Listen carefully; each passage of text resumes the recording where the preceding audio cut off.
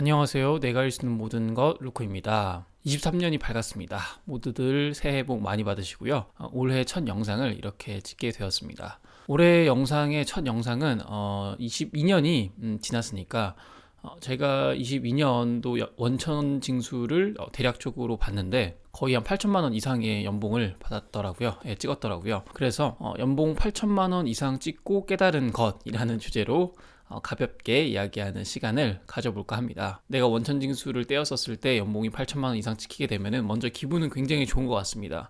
만약에 제가 처음부터 뭐 그 정도 되는 연봉을 받았었더라고 한다면 아마 뭐 특별히 좋은 느낌이라던가 이런 게 별로 없었을 것 같아요.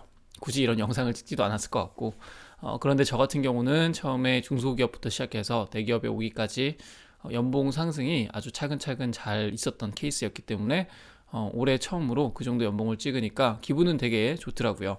처음에 제가 중소기업 다녔었을 때 찍었었던 연봉이 한 3,500만 원 정도 수준에서 대기업으로 이직하고 나서 한 5천 중반 정도, 그 다음에 6천 중반, 그리고 지금 올해 8천 이상을 찍게 됐는데 아무래도 제가 하는 업무 특성상 뭔가 좀 일이 좀 몰릴 때가 많거든요. 그렇다 보면은 추가적으로 받는 보수, 수당 같은 것들이 있기 때문에 작년에 비해서도 올해가 좀 많이 22년도가 21년도에 비해서도 많이 바빴었고 그렇기 때문에 여러 가지 수당을 많이 받으면서 8천 이상의 연봉을 찍게 되었습니다.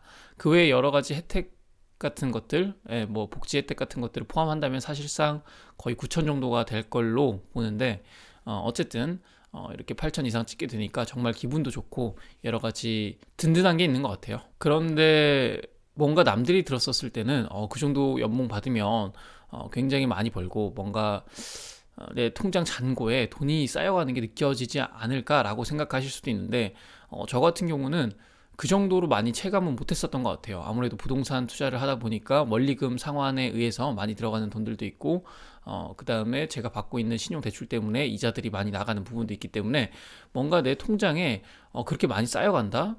그리고 올해는 22년도는 주식시장이 많이 안 좋다 보니까 주식시장 분위기가 많이 안 좋다 보니까 또 돈이 생길 때마다 물타기를 많이 하면서 계좌 보호를 했었었는데 어쨌든 운이 좋게도 다 회복을 하고 거의 본전 정도 수준에서 22년도를 끝냈던 것 같습니다.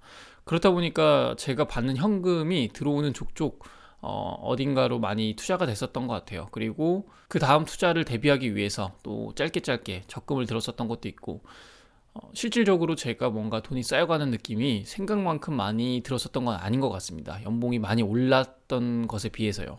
아직 제가 1억 연봉을 찍은 건 아니지만 대략 거기에 뭐 근접하는 연봉을 받아 보니까 이게 내가 연봉을 좀 더 받는다고 해도 소득세율 구간만 달라지고 세금을 더 떼면은 생각보다 지금 수준에서 그렇게 더 많이 차이가 나는 느낌은 없겠다라는 생각이 들었거든요. 그래서 첫 번째로 느꼈었던 거는 너무너무 좋지만 한편으로는 뭔가 생각만큼 통장 잔고가 드라마틱하게 늘어나는 그런 기분을 잘 못 느끼겠다. 예를 들어 내 통장에 뭐 작년에는 한 3천만 원 모았는데 올해는 4천만 원 모았다 그래서 갑자기 1천만 원이 더 생겼다고 뭐 부자가 되는 느낌? 글쎄요. 뭐 그런 거는 사람 성향에 따라서 다를 수도 있긴 하겠지만 기분이 좋을 뿐이지 저 같은 경우는 뭐 통장 잔고가 1천만 원 더 있다 그래서 더 늘어났다 그래서 내가 뭔가 원하는 그런 부의 조건에 많이 다가섰다라는 느낌은 잘 없는 것 같습니다. 오히려 부동산이 한창 좋을 때 제가 투자한 부동산으로서 부동산이 너무 이렇게 뭐 뭔가 좀 분위기가 급등하면서 1억 이상 시세차익을 내고 했었을 때 물론 저는 매도를 못했죠. 그런 뭐 비과세 구간을 지키려고 하다 보니까 그럴 때는 진짜 자산이 증식하는 게 정말 체감이 무서울 정도로 빨랐었는데 그에 비해서 이 연봉이 조금 더 올라가서 내가 통장 잔고가 정말 무섭게 빠르게 늘어난다라는 느낌은 그런 경험에 비해 보면은 정말 아무것도 아닌 것 같습니다. 그래서 또 한번 이게 연봉이 정말 중요하고 그런 것들이 튼튼한 기반이 마련돼야 되는 건 맞긴 하지만 그럼에도 불구하고 나한테 내 인생을 바꿀 만한 그런 시드머니라던가 어떤 투자 자금 같은 것들은 부동산 투자 혹은 뭐 주식 투자가 될 수도 있고 그런 투자에 의해서 이루어지는 것이 아닐까라는 생각을 또 하게 되었습니다. 특히나 보통 고소득 연봉을 받고 있는 분들이라면 당연히 결혼도 했을 거고, 그리고 어느 정도 나이대도 30대 중반 이상이 될 수 있을 것 같은데, 그런 경우는 더더욱이나 아이들이 있기 때문에 들어가는 돈이 또 굉장히 많이 들어가겠죠. 그렇다 보니까 아마 지금 제가 느끼는 체감보다도 훨씬 더 적게 느낄 것 같아요. 고소득 연봉에 임에도 불구하고 내 통장 잔고가 늘어나는 그런 속도라던가 그런 체감 같은 것들이 뭔가 그렇게 빠르지가 않다라고 느낄 것 같은데, 그래서 아마 직장인들이 부자가 되는 게 정말 좀 어려운 부분들이 많이 있는 것 같습니다. 그래서 제가 느낀 두 번째 이야기가 바로 그건데요. 직장인은 정말 부자가 될 수 있을까라는 생각이 좀 많이 들었어요. 유튜브에서 보면은 뭐 직장인들이 막 돈을 정말 아껴 써가지고 잘 저축하고 그걸로 투자를 잘해서 멋지게 또 투자에 성공해가지고 돈을 많이 벌고 은퇴하는 그런 분들도 분명히 많이 있는 것 같은데, 제가 좋아하는 브릭남의 정태익 대표님도 그런 케이스 중에 하나였고, 저도 그런 분들을 이제 동경하고 롤모델 삼아서 정말 열심히 비슷하게 또 이렇게 같은 루트를 가려고 하는 사람들 중에 한 명인데, 그런데 요즘같이 이렇게 부동산이 많이 침체되는 시기를 지나면서 언제쯤 나는 도대체 그런 부동산 투자든 아니면은 뭐 주식 투자가 되었건 내가 원하는 부를 이루고 안정적으로 퇴사를 할 수 있을까, 정말 그게 나한테 오기나 하는 것일까 라는 의문이 들기는 합니다. 그런 궁금증들, 의심 이런 것들이 연봉이 좀 많이 오른 상태에서 좀 더 많이 느껴지는 것 같아요. 이제 직장 생활도 뭐 거의 3년 정도 했었고, 그 다음에 뭐 이전 직장까지 포함하면은 뭐 4년 정도 한 건데, 그거에 비해서 제가 모은 자산이라던가, 그 다음에 제 자산이 증식되는 속도라던가 이런 게, 작년에 이 부동산 침체기, 그 다음에 주식도 마찬가지고, 그런 자산의 어떤 하락기 구간을 겪으니까, 뭔가 좀 많이 답답한 그런 부분들을 느꼈던 것 같습니다. 그럼에도 불구하고 앞으로 더 좋은 기회들이 남아있기 때문에 분명히 제가 원하는 시점에서는 제가 원하는 목표를 달성할 수 있을 거라고는 생각은 하는데, 어쨌든 이 과정이 참 여러 생각을 많이 들게 하는 것 같아요. 과연 직장인은 정말 부자가 될 수 있을까? 아마 제 영상을 보고 있으신 많은 분들도 저와 같은 그런 직장인이지 않을까 생각을 하는데, 당연한 것일 수도 있지만 이런 부자의 길이라는 게 정말 멀고도 험한 것 같습니다. 그리고 세 번째로 제가 느낀 것은, 뭔가 노예가 되어가는 기분이 이런 거구나 라는 생각이 조금은 들긴 하더라고요. 왜냐면은 제가 나중에 뭐 퇴사를 하게 되면은 뭔가 다른 일을 하고 그 다른 일을 통해서 돈을 벌어야 되는데, 과연 내가 지금 받고 있는 연봉만큼 빠르게 만들 수 있을까?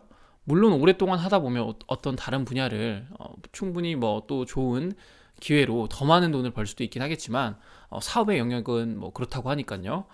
그런데 단순히 내가 직장인에서 다른 어떤 영역으로, 뭐 사업가의 영역이든 뭐든 간에 넘어갔었을 때, 당장 지금 내가 받고 있는 그쯤 되면 아마 연봉이 1억 정도는 되지 않을까 싶은데, 퇴사를 할 시점에서는요. 그 정도 받는 연봉을 가지고 있는 상태에서 과연 선뜻 내가 회사를 그만두기가 쉬울까?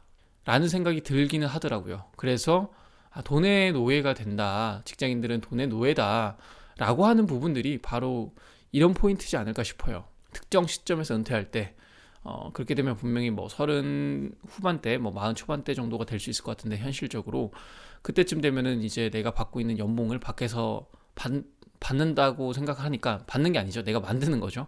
뭔가 만들어 간다라고 생각을 하면 참 막막한 부분들이 있는 것 같아요. 현실적으로 어려운 부분도 있기 때문에 또 퇴사가 쉽지 않은 거겠죠. 어쨌든 제가 막연하게 생각했었을 때는 뭔가 내가 좋아하는 일을 하면서 한 200만 원, 300만 원만 벌 수 있어도 정말 좋을 것 같은데, 연봉으로 따지면 지금보다 훨씬 적긴 하지만 그렇기 때문에 그걸 보완하기 위해서 자본 소득을 미리 만들어서 그게 또 한 200만 원, 300만 원 정도 만들 수 있다면, 그렇게 한다면 도합했었을 때 뭐 한 5, 600 정도 수준으로 내가 현금 흐름을 만들 수 있다면, 회사 밖에서 충분히 퇴사를 할 만한 가치가 또 있는 것도 아닌가라고 생각이 들거든요. 그래서 저 같은 경우도 부동산 시세 차익으로 이제 큰 목돈을 벌어야 한다는 것에 대해서는 동감하긴 하지만, 한편으로는 내가 퇴사를 생각한다면 어떻게 하면 또 좋은 현금 흐름을 만들 수 있을까라는 부분에서도 많은 고민을, 많은 생각들을 하게 되는 그런 대목인 것 같습니다.